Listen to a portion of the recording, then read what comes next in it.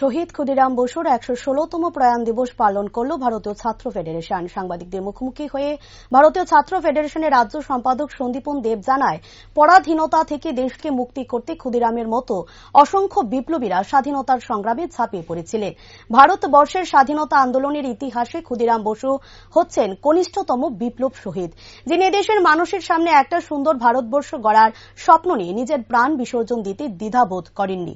ক্ষুদিরাম বসু ফাঁসিতে ঝোলার সময় সোচ্চার হয়ে বলেছেন, দেশ ও মাতৃকার জন্য উনি জীবন দিচ্ছেন। দেশ মাতৃকার প্রতি প্রেম না থাকলে আত্মবলিদান করা সম্ভবপর নয় বলে জানান তিনি।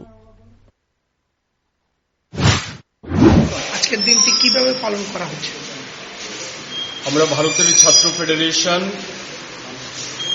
ক্ষুদিরাম বসুর শহীদান দিবস সারা রাজ্যে যথাযোগ্য মর্যাদায় পালন করার উদ্যোগ নিয়েছি। প্রতি বছরই আমরা এই দিনটিকে বিশেষভাবে পালন করি।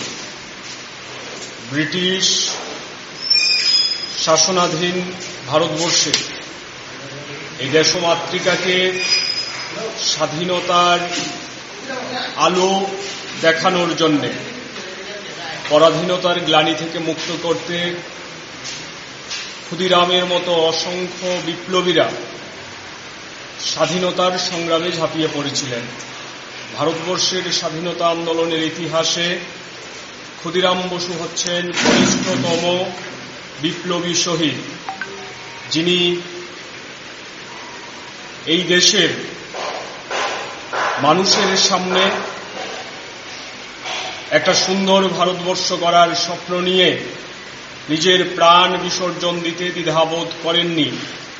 এবং ক্ষুদিরামকে যখন ফাঁসির কাস্টে ঝোলানো হচ্ছে, তখনও ক্ষুদিরাম বিন্দুমাত্র তার আসন্ন মৃত্যুকে দেখে দ্বিধাগ্রস্ত হননি এবং উনি সোচ্চারে বলেছেন যে দেশমাতৃকার জন্য উনি জীবন দিচ্ছেন।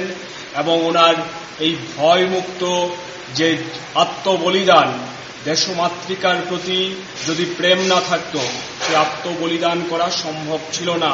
মাত্র 18 বছর বয়সে ক্ষুদিরাম নিজের অমূল্য জীবন সেদিন বিসর্জন দিয়েছিলেন এই দেশকে সঠিক অর্থে স্বাধীনতার আলো দেখাবার জন্যে।